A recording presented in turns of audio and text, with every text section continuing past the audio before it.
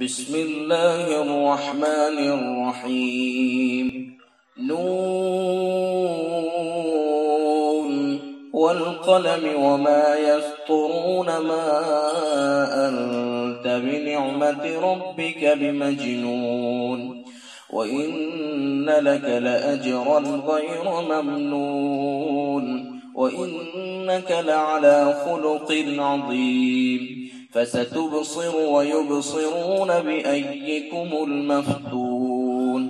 इन्न रब्बक हुवा अअलमु बिमन ضل عن سبيله وهو أعلم بالمهتدين। فلا تطع المكذبين ودوا لو تدهن فيدهنون ولا تطع كل حلاف مهين هماز مشاء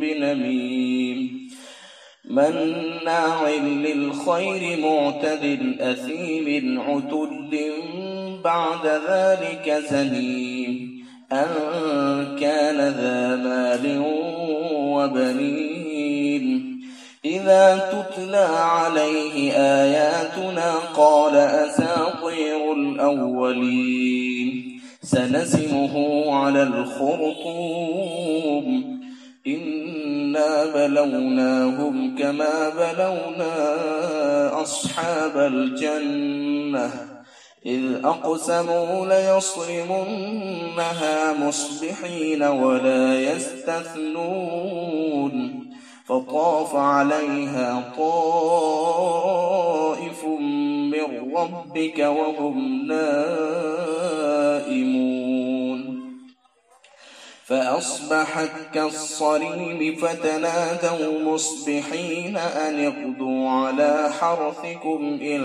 كنتم صارمين فانطلقوا وهم يتخافتون ألا يدخلنها اليوم عليكم مسكين وغدوا على حرد قادرين فلما رأوها قالوا إنا لضالون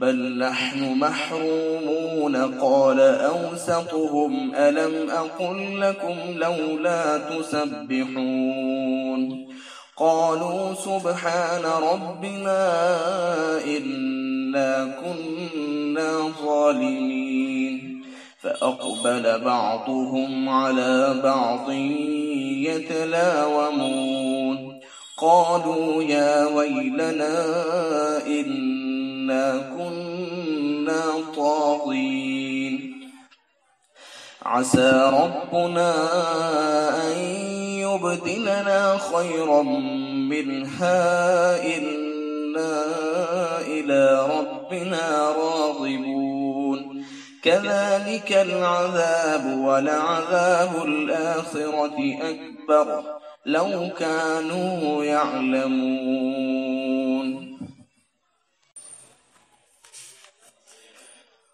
कसम है कलम की और कसम है उन फरिश्तों के लिखने की जो कि कातिबुल आमाल है कि आप अपने रब के फजल से मजनून नहीं हैं जैसा कि मुनकिरीन नबूवत कहते हैं। और बेशक आपके लिए इस तबलीग अहकाम पर ऐसा अजर है जो कभी खत्म होने वाला नहीं। और बेशक आप अखलाक हसना के आला पैमाने पर हैं। सो उनके मुहमलात का गम न कीजिए क्योंकि अनकरीब आप भी देख लेंगे और ये लोग भी देख लेंगे कि तुम में किसको जुनून था। आपका परवरदिगार उसको भी खूब जानता है जो उसकी राह से भटका हुआ है और वो राह रास्त पर चलने वालों को भी खूब जानता है। तो आप उन तकजीब करने वालों का कभी कहना न मानिए जैसा अब तक भी नहीं माना। ये लोग ये चाहते हैं कि आप अपने मनसबी काम यानी तबलीग में ढीले हो जाएं, तो ये लोग भी ढीले हो जाएं।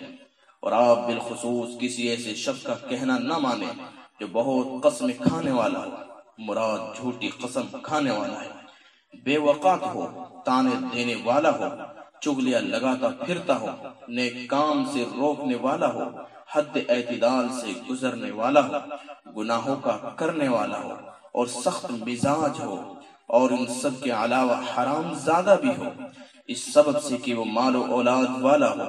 جب ہماری آیت اس کے سامنے پڑھ کر سنائی جاتی ہے تو وہ کہتا ہے کہ یہ بے سند باتیں ہیں جو اگلوں سے منقول ہوتی چلی آئی ہیں، ہم ان قریب اس کی ناک پر داغ لگا دیں گے۔ ہم نے ان کی آزمائش کر رکھی ہے جیسا ہم نے باغ والوں کی آزمائش کی تھی، جبکہ ان لوگوں نے یعنی اکثر یا بعض نے قسم کھائی کہ اس باغ کا پھل ضرور صبح چل کر توڑ لیں گے، اور ایسا وثوق ہوا کہ انہوں نے انشاءاللہ بھی نہیں کہا۔ سو اس باغ پر آپ کے رب کی طرف سے ایک پھرنے والا عذاب پھر گیا اور وہ سو رہے تھے۔ پھر صبح کو وہ باغ ایسا رہ گیا جس سے کٹا ہوا کھیت کہ خالی زمین رہ جاتی ہے۔ سو صبح کے وقت سو کر اٹھے تو ایک دوسرے کو پکارنے لگے کہ اپنے کھیت پر سویرے چلو اگر تم کو پھل توڑنا ہے۔ پھر وہ لوگ آپس میں چپ کے باتیں کرتے چلے کہ آج تم تک کوئی محتاج نہ آنے پائے، اور بزعم خود اپنے کو اس کے نہ دینے پر قادر سمجھ کر چلے۔ پھر جب وہاں پہنچے اور اس باغ کو اس حالت میں دیکھا تو کہنے لگے کہ ہم بے شک راستہ بھول گئے، بلکہ جگہ تو وہی ہے لیکن ہماری قسمت ہی پھوٹ گئی کہ باغ کا یہ حال ہو گیا۔ ان میں جو کسی قدر اچھا آدمی تھا وہ کہنے لگا کہ کیوں میں نے تم کو کہا نہ تھا، اب توبہ اور تسبیح کیوں نہیں کرتے؟ سب توبہ کے طور پر کہنے لگے کہ ہمارا پروردگار پاک ہے، بے شک ہم قصوروار ہیں۔ پھر ایک دوسرے کو مخاطب بنا کر باہم الزام دینے لگے۔ پھر سب متفق ہو کر کہنے لگے بے شک ہم حد سے نکلنے والے تھے، سب مل کر توبہ کر لو، شاید توبہ کی برکت سے ہمارا پروردگار ہم کو اس سے اچھا باغ اس کے بدلے میں دے دے۔ اب ہم اپنے رب کی طرف رجوع ہوتے ہیں۔ اس طرح عذاب ہوا کرتا ہے، اور آخرت کا عذاب اس دنیاوی عذاب سے بھی بڑھ کر ہے۔ کیا خوب ہوتا کہ لوگ اس بات کو جان لیتے تاکہ ایمان لے آتے۔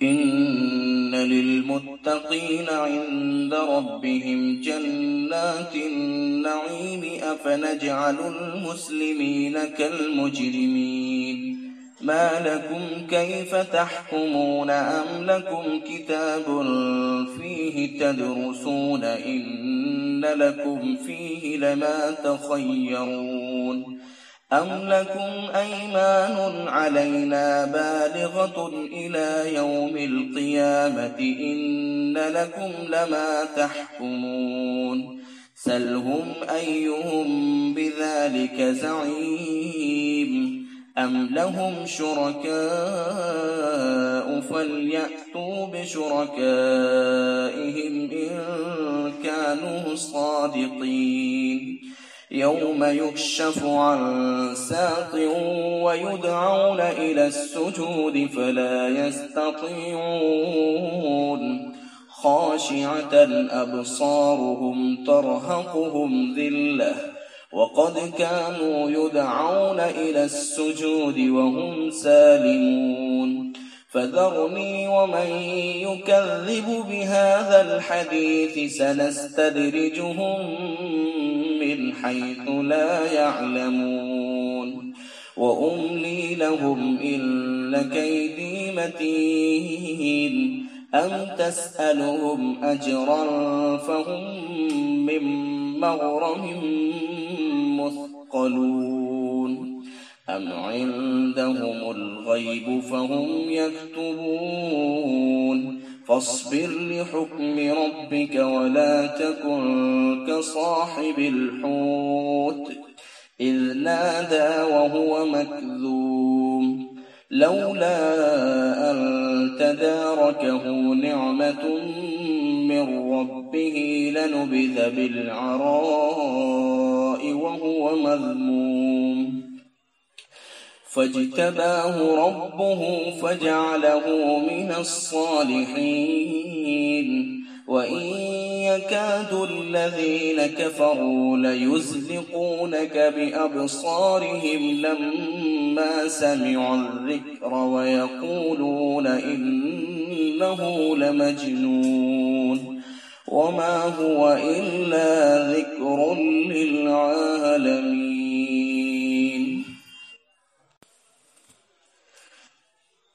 بے شک پرہیزگاروں کے لیے ان کے رب کے نزدیک آسائش کی جنتیں ہیں.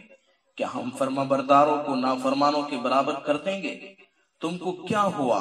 تم کیسا فیصلہ کرتے ہو؟ کیا تمہارے پاس کوئی آسمانی کتاب ہے جس میں پڑھتے ہو کہ اس میں تمہارے لیے وہ چیز لکھی ہو جس کو تم پسند کرتے ہو؟